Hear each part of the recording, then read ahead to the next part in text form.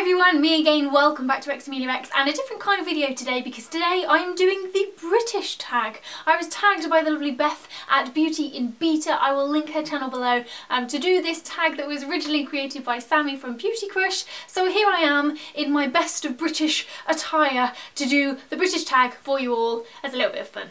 So the rule of this video is that you have to be drinking tea while you are filming it, and I have found the most British mug that I can find, where it's actually more of a teacup. It's my little vintage teacup that I got from Etsy, so I should be drinking it with my little finger up like this, being very, very British. So the first question in the tag is, how many cups of tea do you have a day and how many sugars?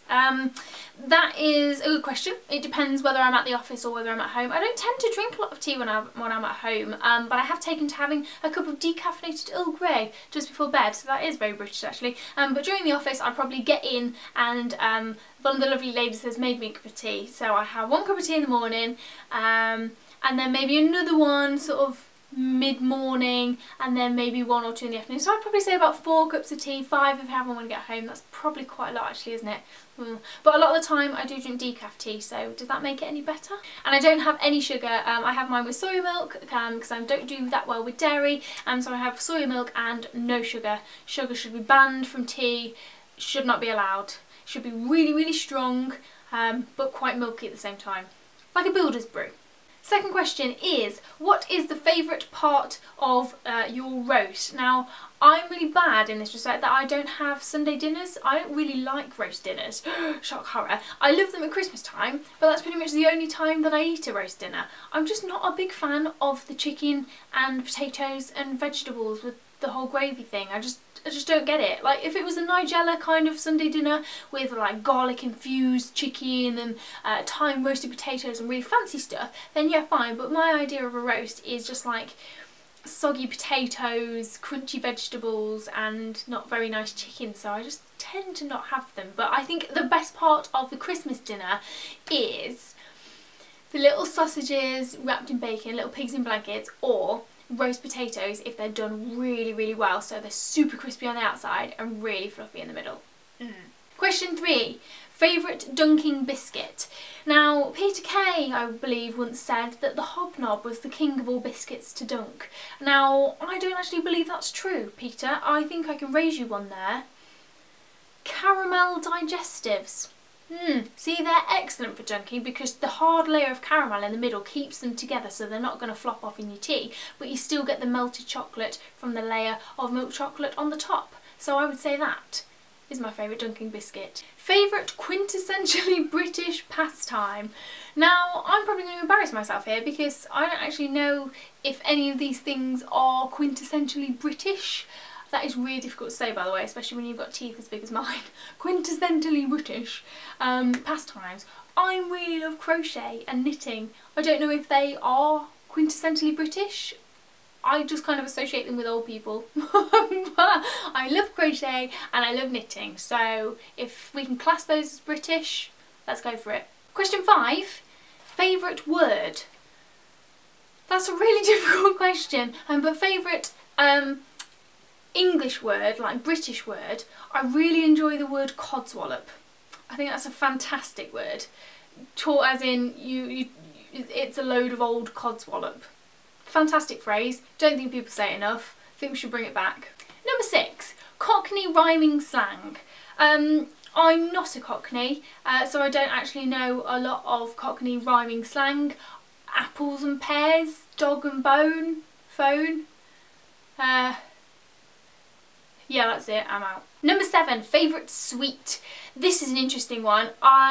We were having this discussion in the office actually the other day because we had a massive jar of old-fashioned sweets, and I think my favourite sweets have got to be anything sour, but I also really like pear drops. I love it when you go to, there's a Thai restaurant near me that always gives you pear drops after you finish your meal. I think that's a brilliant idea because they're just tangy enough, but they're also quite sweet. So yeah, pear drops. If you're going to be really particular, the yellow ones. Question 8. What would your pub be called? What would my pub be called? I've never actually thought about that. I've thought about what a roller coaster would be called if I designed one of those, but I've never really thought about that. How about the Blogger's Rest? Question number 9. Who is your #1 British person? Got to be J.K. Rowling, surely, the creator of Harry Potter.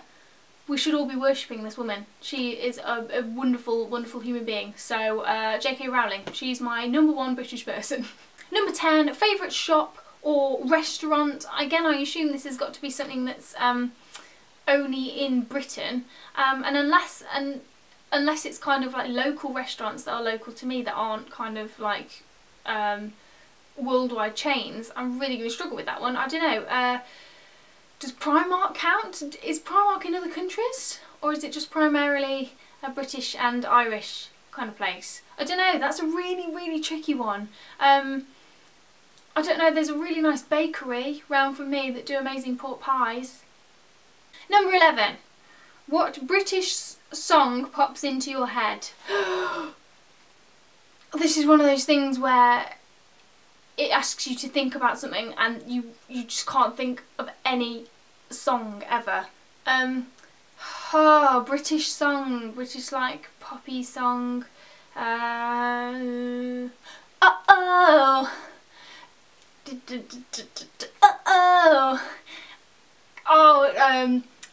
What's the... Hey boy, sitting in a tree, don't you want what you come for me? Don't be shy, windows and doors, show me mine if you show me yours. Get your denim out, it's bewitched. Ask your mum. And finally, number 12, Marmite. Yes! I am firmly on team love for Marmite, on a lovely crispy bit of toast with a bit of butter and then loads and loads of Marmite. So there we go guys, that is my British tag. Thank you very much for Beth for tagging me. I really enjoyed doing that actually, it was quite fun, even though some of those questions were pretty damn hard. But I need to tag some people now. I can't think off the top of my head, but I'm definitely going to tag Charl from gingergirlsays and... oh, maybe Charli Express Tv, because she always tags me in things and I never get around to doing her videos. So here you go Charli, you can do this one. And I will leave a few more people down below who I'm going to tag. I'll have a good think about who I want to see doing this video. Thank you very much for watching everybody. As always, if you enjoyed this video, please do give it a giant thumbs up and don't forget to subscribe if you are new. And if you're feeling extra generous, you can click that share button down below and spread the love on your Twitter feed or your Facebook page. But thank you very much for watching and I will see you again soon. Toodly pip. Bronzing highlighter, and it's just like a massive chunky crayon and you just scribble it on your cheeks and then blend it out, and it is a beautiful colour. It's like this gorgeous champagne-y colour. It's a warmer highlighter than what I would normally use because, like I said, I did have a tan. It's kind of disappeared now.